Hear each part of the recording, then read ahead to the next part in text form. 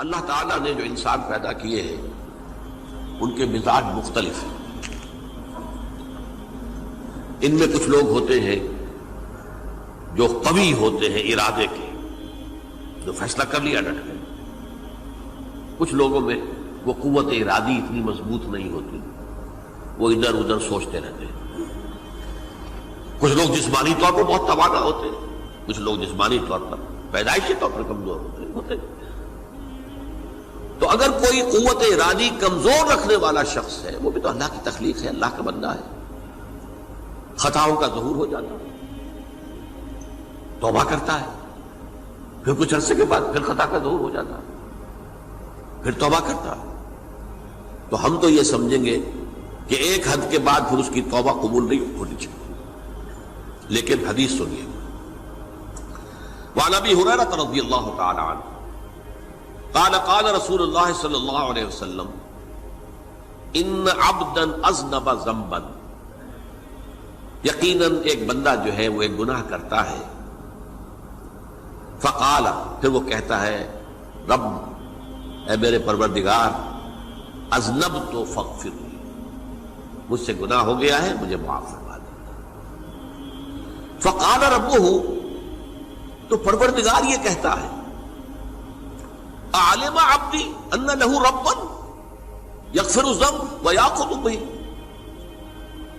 میرا یہ بندہ یہ جانتا ہے کہ اس کا ایک رب ہے جو گناہ معاف بھی کر سکتا ہے اور سزا دے بھی سکتا ہے.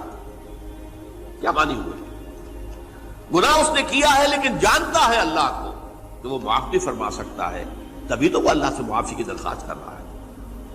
اس کے اس جاننے کی بنیاد پر، اس کے اس علم کی بنیاد پر، اس کے اس ایمان کی بنیاد پر فرمایا غفرت لعبدی، میں نے اپنے بندے کو معاف کر دیا. ثم مکث ما شاء اللہ، پھر وقت گزرا جتنا کہ اللہ نے چاہا. ثم اذنب ذنبا، پھر اس سے گناہ ہو گیا. فقال رب اذنبت ذنبا فاغفر، پھر کہتا ہے پروردگار مجھ سے گناہ ہو گیا، پھر مجھے معاف فرما دے. فقال ربہ، اللہ فرماتا ہے عالم عبدی ان لہ ربا یغفر الذنب ویأخذ بہ، میرا بندہ ہے نا جو جانتا ہے کہ اس کا ایک رب ہے، ایمان باللہ اس کے اندر ہے، تبھی تو پکار رہا ہے. اور یہ بھی جانتا ہے کہ وہ گناہ معاف بھی کر سکتا ہے اور چاہے تو پکڑ بھی سکتا ہے، سزا بھی دے سکتا ہے. تو فرمایا، اللہ تعالیٰ فرماتے ہیں میں نے فرمایا کہ میں نے معاف کر دیا. ثم مکث ما شاء اللہ، پھر ایک عرصہ گزرا اس کے بعد. ثم اذنب ذنبا، پھر اس نے گناہ کیا. قال رب اذنبت ذنبا آخر، اس نے کہا پروردگار میں نے تو پھر ایک اور گناہ کر دیا، فاغفر لی، مجھے بخش دے. فقال اعلم عبدی ان لہ ربا یغفر الذنب ویأخذ بہ، میرا بندہ جانتا ہے نا کہ اس کا ایک رب ہے جسے وہ پکار رہا ہے، کہ وہ جانتا ہے کہ اسے اختیار حاصل ہے کہ چاہے تو بخش دے اور چاہے تو پکڑ لے. اس کے اس علم، اس ایمان کی بنیاد پر میں نے اسے معاف کر دیا. ایک اور حدیث، میں نے چونکہ اس گفتگو کے لیے ان احادیث کا تفحص کیا ہے، یہ تو بہت ہیں حدیثیں، میں نے ان میں سے کچھ چنی ہیں. ہمارے بعض واعظ ناصح وہ بھی کسی شخص کو روکتے رہے، برائیوں سے روکتے رہے، نہیں رکتا تو کہیں غصے میں آ کے اللہ تجھے کبھی معاف نہیں کرے گا. یہ کتنا بڑا جرم ہے، اس کا اندازہ کیجئے اس حدیث سے. تم میرے بندے کو میری رحمت سے مایوس کر رہے ہیں، کتنا بڑا جرم ہے، اس کا اندازہ کیجئے.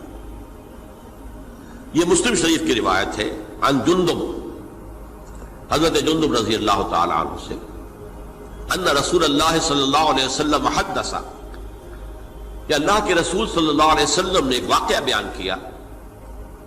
ان رجلا قال، کہ ایک شخص نے یہ کہا واللہ لا یغفر اللہ لفلان، کہ خدا کی قسم اللہ تعالیٰ فلاں شخص کو کبھی معاف نہیں کرے گا. وَأَنَّ اللَّهَ تَعَالَى قَالَ، اس پر اللہ تعالیٰ نے یہ فرمایا منزل نزیت اللہ علیہ، یہ کون ہے جو میرے اوپر حکومت کرنے والا آ گیا، جو میری طرف سے حکم لگا رہا کہ میں کبھی معاف نہیں کروں گا؟ منزل نزی، کون ہے وہ شخص؟ الذی اللہ علیہ انی لا اغفر لفلان، کہ میں فلاں شخص کو کبھی معاف نہیں کروں گا، قد غفرت لفلان، اس کو تو میں نے معاف کر دیا، واحبطت عملہ، اس شخص کے تمام اعمال میں نے ضائع کر دیے کہ تم نے میرے بندے کو مایوس کیا۔ یہ ہے جرم کی انکار۔ تو توبہ کی دعوت دیتے رہو، توبہ کے لیے لوگوں کو آمادہ کرتے رہو، توبہ جو ہے اس کے لیے ترغیب دیتے رہو، اللہ تعالیٰ معاف فرمانے والا۔ اب آخری حدیث سنا رہا ہوں، یہ تو بہت ہی عجیب حدیث ہے اور متفق علیہ، یہ بخاری اور مسلم دونوں میں۔ حضرت ابو سعید الخدری رضی اللہ تعالی عنہ جو ہے وہ اس کے راوی ہیں۔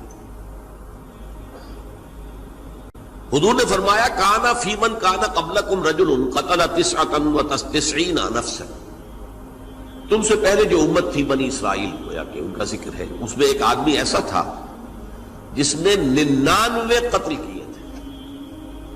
اب آپ اندازہ کیجئے کتنا بڑا گناہ کبیرہ ہے قتل۔ قرآن مجید میں آتا ہے وَكَأَنَّمَا قَتَلَ النَّاسَ جَمِيعًا، اگر ایک انسان کو بھی ناحق قتل کر دیا گیا تو یہ ایسی ہے گویا کہ اس نے پوری نوع انسانی کو قتل کر دیا، اس نے 99 قتل کیے۔ فَهَلْ لَهُ مِن تَوْبَةٍ، پھر اس کے بعد یہ ہوا کہ اس کے اندر توبہ کا جذبہ پیدا ہوا۔ فَسَأَلَ عَنْ أَعْلَمِ أَهْلِ الْأَرْضِ، تو اس نے پھر سوال کیا، لوگوں سے پوچھا کہ زمین میں رہنے والوں میں کون سب سے بڑا عالم ہے؟ فَدُلَّ عَلَى رَاهِبٍ، تو اسے بتایا گیا فلاں راہب فلاں جگہ پر ہے، وہ بہت نیک ہے، بڑا عالم ہے۔ فَأَتَاهُ، وہ اس کے پاس آیا، فَقَالَ أَنَّهُ قَتَلَ 99 نَفْسًا فَهَلْ لَهُ مِن تَوْبَةٍ، انہوں نے کہا دیکھیے راہب صاحب، میں نے 99 انسان قتل کیے، اب مجھے یہ بتائیے کہ میرے لیے توبہ کا کوئی امکان ہے؟ فَقَالَ لَا، انہوں نے کہا نہیں۔ فَقَتَلَهُ، اس نے اس کو بھی قتل کر دیا۔ فَكَمَّلَ بِهِ 100، اپنی سینچری مکمل کر لی، مطلب 99 کے بعد ایک کی کسر تھی، اس کو بھی قتل کیا، 100 پورے کر لیا۔ ثُمَّ سَأَلَ عَنْ أَعْلَمِ أَهْلِ الْأَرْضِ، پھر اس نے پوچھا کوئی اور، کوئی بڑے عالم انسان ہو۔ فَدُلَّ عَلَى رَجُلٍ عَالِمٍ، پھر اس کی رہنمائی کی گئی ایک بڑے عالم شخص کی طرف۔ فَقَالَ إِنَّهُ قَتَلَ 100 نَفْسٍ، تو اس نے وہاں جا کر کہا کہ میں 100 انسان ہلاک کر چکا ہوں، قتل کر چکا ہوں۔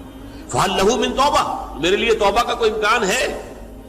فَقَالَ نَعَمْ، کہا کیوں نہیں، 100 قتل کیے تب بھی کیا ہے، توبہ کا راستہ دروازہ کھلا ہوا، مَا لَمْ يُغَرْغِرْ، جب تک کہ وہ گھنگرو نہیں بج رہا اس وقت تک تمہارے توبہ کا دروازہ کھلا ہوا ہے۔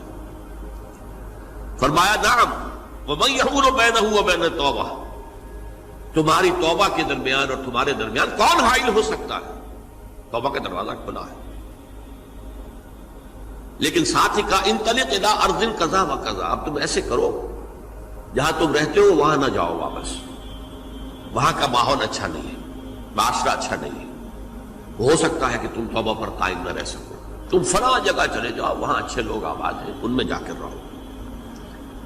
فإن بها أناسا يعبدون اللہ تعالی، وہاں ایسے لوگ آباد ہیں جو اللہ کی بندگی کرتے ہیں۔ فاعبد اللہ معہم، تو تم ان کے ساتھ مل کر اللہ کی بندگی اور پرستش کرو۔ ولا ترجع الی ارضک، اپنی زمین کی طرف اپنے وطن میں واپس نہ جاؤ۔ فإنها ارض سوء، وہ بری جگہ ہے۔ فانطلقا، تو وہ چل پڑا، ہجرت کر رہا ہے، اس جگہ جا رہا ہے جہاں کا راہب نے بتایا تھا۔ حتی اذا نصف الطریق، جب آدھا راستہ اس نے پورا کر لیا، اتاہ الموت، موت آ گئی۔ فاختصمت فیہ ملائکۃ الرحمت و ملائکۃ العذاب، اب وہ جہنم کے فرشتے بھی آ گئے اس کی جان قبض کرنے کو، اور جنت کے بھی آ گئے۔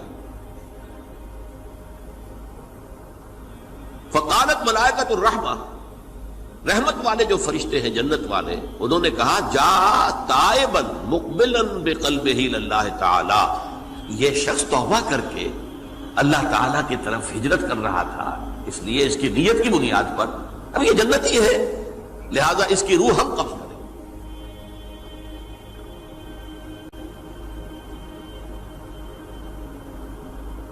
وقالت الملائکۃ العذاب، اور وہ جو عذاب والے فرشتے ہیں وہ کہیں گے انہ لم یعمل خیرا قط، تو نے توبہ کے بعد کوئی نیک عمل تو کیا ہی نہیں، تو کس بنیاد پر اس کو تم جنت میں لے جاؤ گے؟